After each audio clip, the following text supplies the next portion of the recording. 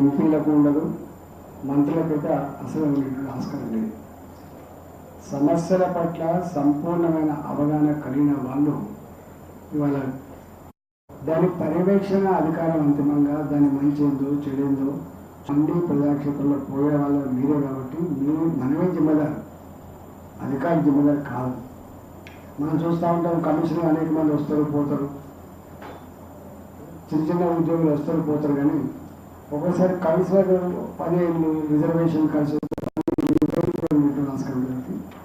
నీ ప్రాంతం మీద, నీ వాడకట్టు మీద నీకుండే అవగాహన, నీకుండే నమ్మకాన్ని, ప్రజలతో నీకుండే బంధం వేరే వాళ్ళకు ఉండేటువంటి ఆస్కారం ఉండదు. కాబట్టి సుప్రీం అల్టిమేట్గా ప్రజాప్రతినిధి సుప్రీం తప్ప అధికారులు సుప్రీం కాదు, బాధ్యులు కాదు.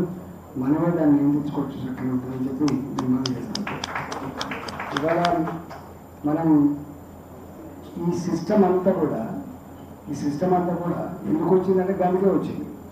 పైన వాళ్ళు అన్ని సూపర్వైజ్ చేయలేము, ఇవి ఎవరికి వాళ్ళుగా చేసుకుంటున్నది బాగుపడుతుంది అనేటువంటి కాన్సెప్ట్ ఆనాడు గాంధీ గారు గ్రామ స్వరాజ్యం అనే కాన్సెప్ట్ తీసుకొచ్చి, ఆనాడు పెద్ద మున్సిపాలిటీలు పెద్ద కార్పొరేషన్లు తక్కువ ఉండే కాబట్టి ఎక్కువ ఫోకస్ అంతా కూడా ఆనాడు గ్రామ స్వరాజ్యం మీద దృష్టి పెట్టి దాని గురించి మనం మాట్లాడాలి. నేను ఒకటే మీ అందరూ విజ్ఞప్తి చేస్తున్నాం, డెఫినెట్గా కలిసిమెలిసి ఎట్లా పని చేసుకుంటారు. ఇంకా 6 నెలలు ఉందంటారు, జనవరి వరకు ఉంది, 6 నెలలు 7 నెలలు ఉంటుంది. మళ్ళీ కలిసి వస్తే మళ్ళీ మీరే కౌన్సిల్ వస్తారు. కాబట్టి మీరు ఏ సమస్య అయితే ప్రస్తావించారో నేను కూడా మీ ఫీల్డ్కి వస్తా తప్పకుండా. నాకు ఇంకో వ్యాపకం ఉండదు.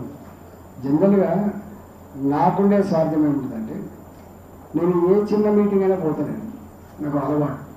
మనం పోకుండా, వాళ్ళతో ఇంటరాక్ట్ కాకుండా, వాటిని పరిశీలించకుండా మనకు కూడా సంపూర్ణమైన అవగాహన ఉండదు. ఏ నాయకుడైతే ఎక్కువ ప్రజల్లో ఉంటాడో, ఎక్కువ ఫీల్డ్ మీద తిరుగుతాడో, ఇట్లాంటి సమావేశాలకు ఎట్లా వస్తాడో అప్పుడే అవగాహన వస్తుంది, లేకపోతే అవగాహన వచ్చే ప్రసక్తి లేదు.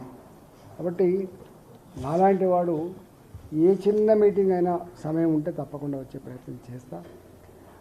తర్వాత మీరు ఏ విషయాలతో ప్రస్తావించారు, డ్రింకింగ్ వాటర్ సమస్య కావచ్చు, అది మీరు చెప్పినటువంటి బైపాస్ నిర్మాణం కావచ్చు.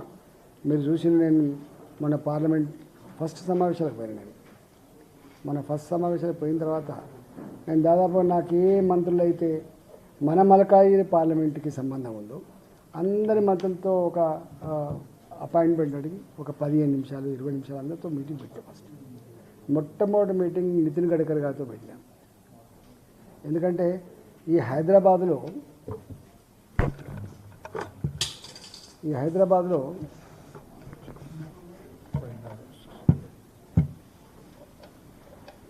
ఇవాళ మనం చూస్తూ ఉన్నాం ఎంత కష్టం అంటే, గంటల తరబడి మనం ట్రాఫిక్ జామ్లలో ఇరుక్కుపోతూ ఉంటాం.